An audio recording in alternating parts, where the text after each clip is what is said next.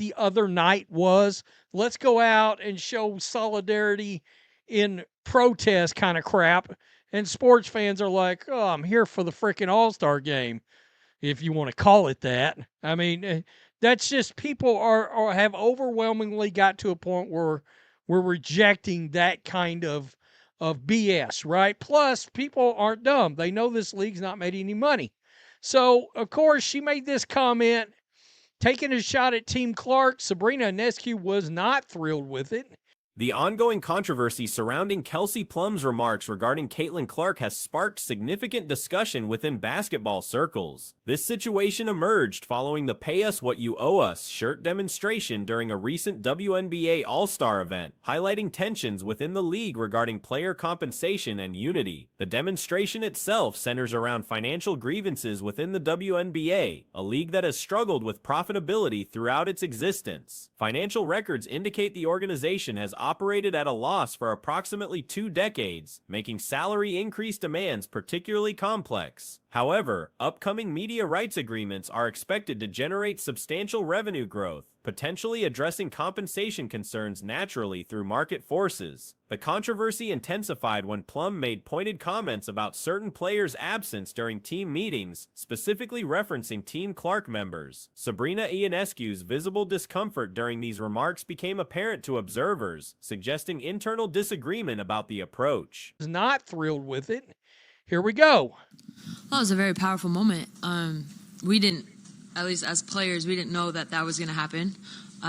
So I think it was kind of like a genuine surprise. But the T-shirt, just United Front, was determined this morning that we had a meeting for. And, not to tattletale, but 0 members of Team Clark were very present for that. But no, we were just, we had a very... Former NBA champion Stacey King, who played professionally for a decade and earned 3 championship rings with the Chicago Bulls, has publicly criticized this behavior. King's basketball credentials include being known as an enforcer during his playing days, notably involved in memorable confrontations with Dennis Rodman. His current role as a broadcaster provides him with perspective on both playing and media aspects of professional basketball. King's criticism focuses on the strategic mistake of targeting Clark while simultaneously seeking league-wide improvements. His analysis suggests that alienating the player most responsible for increased viewership and revenue contradicts the goal of securing better working conditions for all players. The former player emphasized how this approach could potentially harm collective bargaining negotiations. The situation reflects broader frustrations among sports audiences regarding activism within athletic competitions. Very present for that.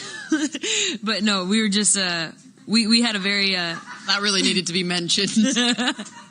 I'm trying to make a situation light, okay? But yeah, no, I think it was just all of us getting on the same page for the game. We wanted to do something that was just united and collective, and I thought that it was a very powerful moment and got the point across. And Okay, so anyway, Plum took a shot at Caitlin Clark during that whole thing about Team Clark wasn't very present for that. And the pettiness and the... Many fans express fatigue with political messaging during games, preferring entertainment focused on athletic performance rather than social causes. This sentiment has been echoed by NBA leadership, with Commissioner Adam Silver making statements about reducing political activism within league operations. The timing of these events proves particularly problematic given ongoing collective bargaining discussions and the league's financial trajectory. Television revenue increases are expected to drive salary improvements organically, making public demonstrations potentially counterproductive to achieving desired outcomes. Officiating quality has also become a significant concern within the league. The rapid growth in audience size and venue capacity has exposed weaknesses in referee performance that were less noticeable during smaller-scale operations. Officials trained for intimate settings struggle with larger crowds and increased pressure, leading to inconsistent game management. For that, and the pettiness and the absurdness of all of this is not lost on a 3-time NBA champion. If you guys do not know who Stacey King is, played for the Bulls. He was somewhat of an enforcer himself. This was Dennis Rodman headbutting Stacey King back in the day. And Anderson makes the move into the corner for Ellis. Baseline jump shot. Behind the backboard, he put that one in. A satirical video featuring an AI-generated commissioner address highlighted these officiating problems humorously. The parody depicted acknowledgement of blown calls, inconsistent enforcement, and inadequate game control that sometimes escalates into violence. The fictional commissioner attributed these issues to officials hired during the league's pre-Clark era, when operations were significantly smaller in scale. The transformation from small venue operations to major arena events happened rapidly, catching organizational infrastructure unprepared. This shift from mom-and-pop style operations to major entertainment required systemic changes that haven't kept pace with audience growth. Traditional sports crowd behavior, including booing opposing players during critical moments like free throws, represents another cultural shift the league must navigate. Behind the backboard, he put that one in. And you're fixing to see them. They're about to go, all right? Yeah, Stacey King plays for the Bulls. There he is. And next thing you know, that situation would devolve. All right? We all remember how Rodman was. Stacey King wasn't no punk back in the day at all. He was not having that shit. He was not happy with the worm at all. So that is who Stacey King is, all right? Historical WNBA audiences were more supportive of all players, but mainstream sports fans bring different expectations and behaviors that create more intense competitive atmospheres. Multiple NBA personalities have attempted to counsel WNBA players about their treatment of Clark, recognizing the damage being done to league interests. Charles Barkley and other prominent figures have publicly criticized the ongoing tensions, but their advice appears to be largely ignored. The fundamental challenge remains balancing legitimate concerns about player compensation with recognition of market realities and the importance of maintaining positive relationships with the league's biggest draw. Television ratings demonstrate the significant impact Clark has had on viewership, making her continued positive engagement crucial for long-term success. The situation illustrates how internal conflicts can undermine collective goals, particularly when public disputes involve the very individuals driving increased revenue and attention. At all. So that is who Stacey King is, all right? Played for like a decade in the NBA. Like I said, he won 3 titles. Well, he is now coming out making some comments about these players, Kelsey Plum, and this whole situation right here. All right, so I'll just start right here.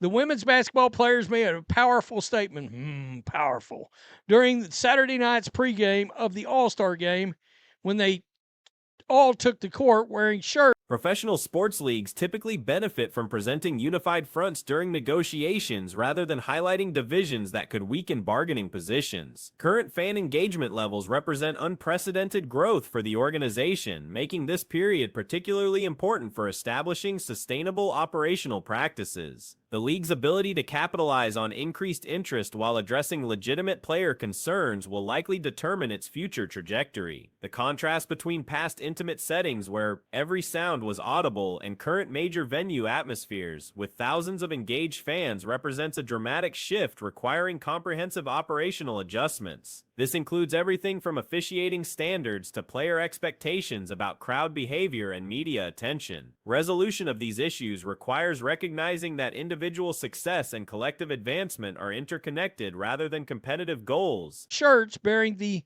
message, "Pay us what you owe us." By the way, I'm going to show you a Kathy Engelbert video in a minute, a fake one, but it's hilarious.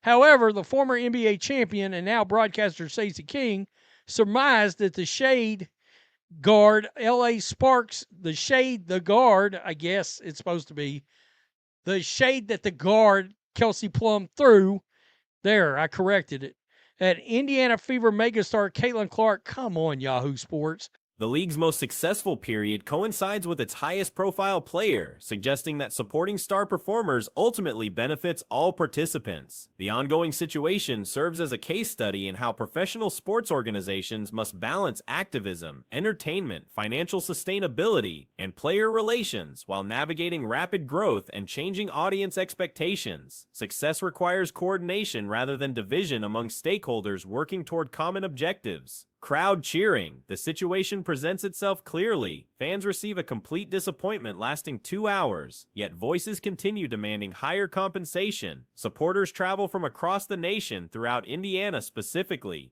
During the post-game press conference indicates the pettiness that may come back to haunt the CBA negotiations.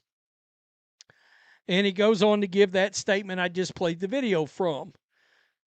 This was not lost on Stacey King, who says he wants to see nothing but the NBA players get their due, the WNBA players get their due. However, he added that they're making it harder on themselves by criticizing the very same. Caitlin Clark remains absent from the game. The experience delivers nothing but frustration, and afterward comes the expectation of increased payment. The league operates on a 44-game structure. Competition spans roughly 4 to 5 months. Entry-level athletes earn $75,000 annually. Elite performers receive $250,000 for seasonal employment focused on basketball activities. Paid $75,000. The top players get paid $250,000 for a part-time job playing basketball. They're not curing cancer. And I'm not saying they're wrong for wanting to negotiate a better CBA. Every worker does that. But this bold and delusional way that they do it, pretending as if they should be treated like NBA players, they've already pulled it off by these private jets. These individuals aren't developing medical breakthroughs. Contract renegotiation represents normal labor practices. All employees pursue improved agreements. However, the aggressive and unrealistic approach taken, acting as though treatment should mirror NBA standards, has already succeeded regarding luxury travel arrangements. These charter flights represent unearned privileges. The entire league functions as a social cause rather than a profitable enterprise. Jets. These private flights, they don't deserve it. But the whole WNBA is a political movement. It's not about making money. And you have people, and I've already praised Portnoy, but I want to play you this clip of Portnoy defending WNBA players and their contract demands. And this, again, why I just go like, no one speaks for fans. The focus isn't generating revenue. Certain media personalities, including previously commended figures, now defend athlete contract requests. Even established voices support privileged players lacking appreciation. Consider this perspective. Athletes wore compensate us appropriately shirts before all-star warm-ups. Major conflict erupted. And this, again, why I just go like, no one speaks for fans. Because even Dave Portnoy is out here caping up for elite, pampered, entitled, no gratitude having WNBA players. Here's Portnoy. Anyways, the players before warm-ups to the All-Star Game wore pay us what we deserve T-shirts. World War III has broken out. People taking sides, saying they deserve money, they don't deserve more money.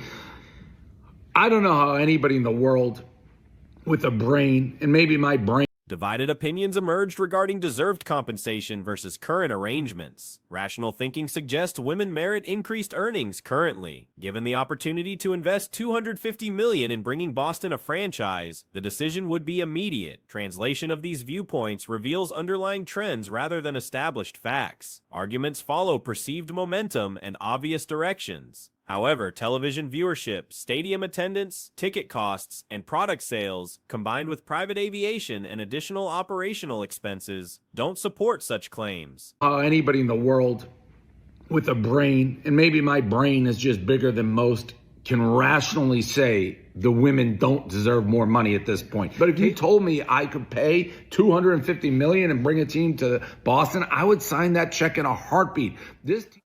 I want to translate what Portnoy is saying and what he knows. And because to some degree, he's not arguing known facts. He's arguing about, hey, this. The justification lacks foundation. Television numbers show improvement entirely dependent on one individual. Known facts. He's arguing about, hey, this is the direction the wind is blowing. And I want to tell you what wind is blowing, and it's obvious. But based on TV ratings, based on arena attendance, based on ticket price, based on merchandise sold, and then when you add it, flying private and all the other expenses that go along with the WNBA, you can't make the argument. These corporations pour marketing funds, promotional budgets, and advertising money into the league. Investment decisions aren't based on ratings, cultural relevance, or product-moving capability, but rather political messaging. This represents a social movement focused on challenging traditional power structures. The league's 3-decade existence stems from this political foundation rather than business success. The movement encompasses challenging established social hierarchies while simultaneously targeting demographic power structures in America. Incidentally, regarding recent developments discussed months ago, has the settlement created opportunities for Shannon Sharpe's return to previous employment? Can't make the argument he's making. It's not justified. Their TV rate, yes, they've gone up. It's all dependent on one person. And you don't make bets, the astronomical bets, based on one person. Particularly one person, Caitlin Clark, who's getting brutalized on the court, and this year looks a tiny bit injury prone, and this year is actually involved in a prolonged slump.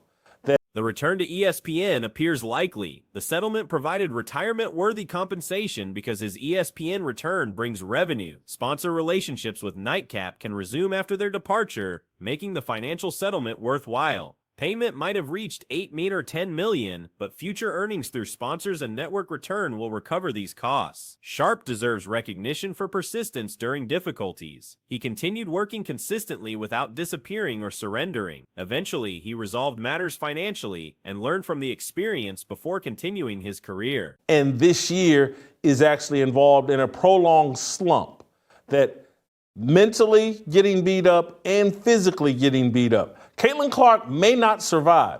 You don't make the kind of bet that David, pay him more money because the WNBA, it's a great investment. It's going to be worth $1 billion. Here's what he's not saying is that all of these major corporations are so invested in the political message that the WNBA represents.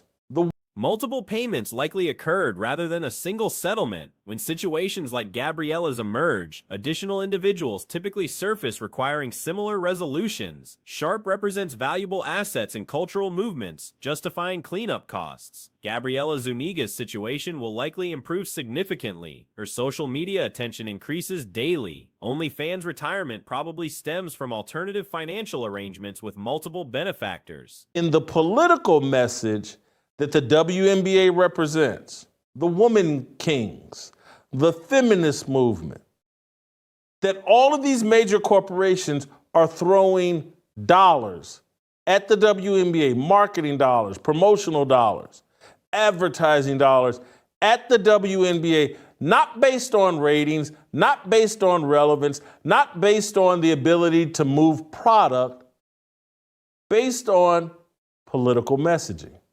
This is a political movement. Zuniga's future appears comfortable. Luxury travel photos from Dubai will likely emerge. Her lifestyle won't require charitable fundraising support. Consider this video content from Jameson Williams' social media story showing youth football. Watch the touchdown celebration carefully. The footage shows an 8-10-year-old child completing a 30-40 yard scoring run.